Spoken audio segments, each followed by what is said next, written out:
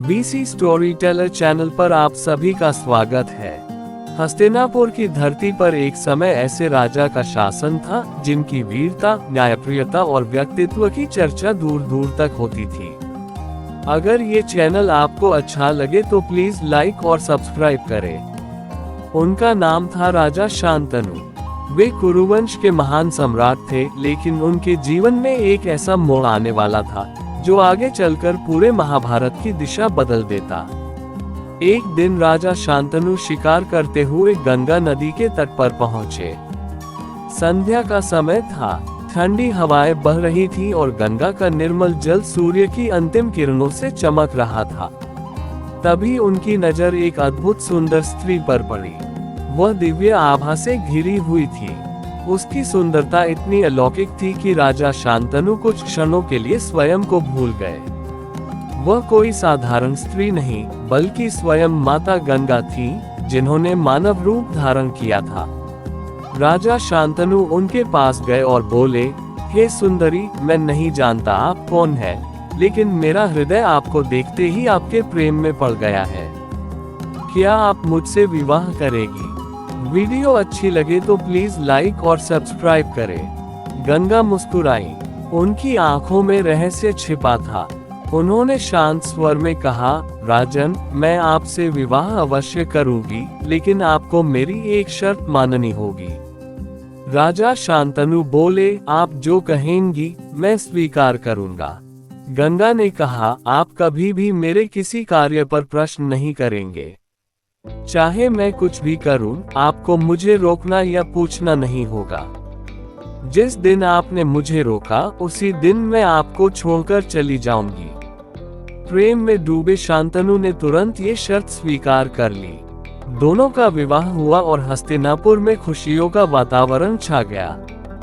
कुछ समय तक उनका जीवन अत्यंत सुखपूर्वक बीता। फिर एक दिन गंगा ने एक पुत्र को जन्म दिया, लेकिन पुत्र के जन्म के तुरंत बाद वे उसे लेकर गंगा नदी की ओर चली गईं और सभी के सामने उस नवजात शिशु को नदी में प्रवाहित कर दिया। राजा शांतनु ये देखकर भीतर से टूट गए, लेकिन अपनी प्रतिज्ञा के कारण कुछ बोल न सके। कुछ समय बाद दूसरा पुत्र हुआ और गंगा ने उसके साथ भी वही किया। फिर तीसरा, चौथा, पांचवा, एक एक करके 7 पुत्रों को गंगा नदी में बहा दिया गया। राजा शांतनु का हृदय हर बार रोता था। वे समझ नहीं पा रहे थे कि एक माँ अपने ही बच्चों के साथ ऐसा क्यों कर रही है, लेकिन प्रेम और वचन के बंधन में बंधे होने के कारण वे मौन रहे। जब 8वां पुत्र जन्मा और गंगा उसे भी नदी में बहाने के लिए ले जाने लगी, तब शांतनु स्वयं को रोक न सके। वे दौड़ते हुए उनके पास पहुंचे और बोले, बस, ये कैसा क्रूर कर्म है। तुम कौन हो जो अपने ही बच्चों की हत्या कर रही हो? ये सुनते ही गंगा शांत हो गईं। उन्होंने गहरी सांस ली और कहा, राजन, आज आपने अपनी प्रतिज्ञा तोड़ दी। अब मुझे जाना होगा। इसके बाद गंगा ने अपना वास्तविक स्वरूप प्रकट किया। उन्होंने बताया कि ये 8 पुत्र वास्तव में 8 वसु थे, जिन्हें एक श्राप के कारण पृथ्वी पर जन्म लेना पड़ा था। उन्होंने उन 7 वसुओं को जन्म लेते ही मुक्त कर दिया, लेकिन 8वें वसु को पूरा जीवन पृथ्वी पर बिताना था।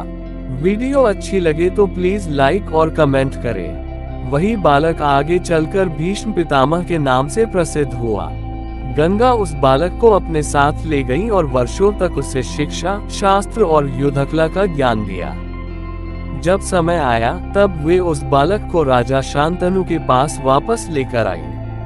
उस तेजस्वी बालक का नाम देवव्रत था। उसकी बुद्धि, वीरता और धर्मनिष्ठा देखकर राजा शांतनु की आंखें गर्व से भर उठी। लेकिन गंगा और शांतनु की यह प्रेम कथा केवल प्रेम की कहानी नहीं थी।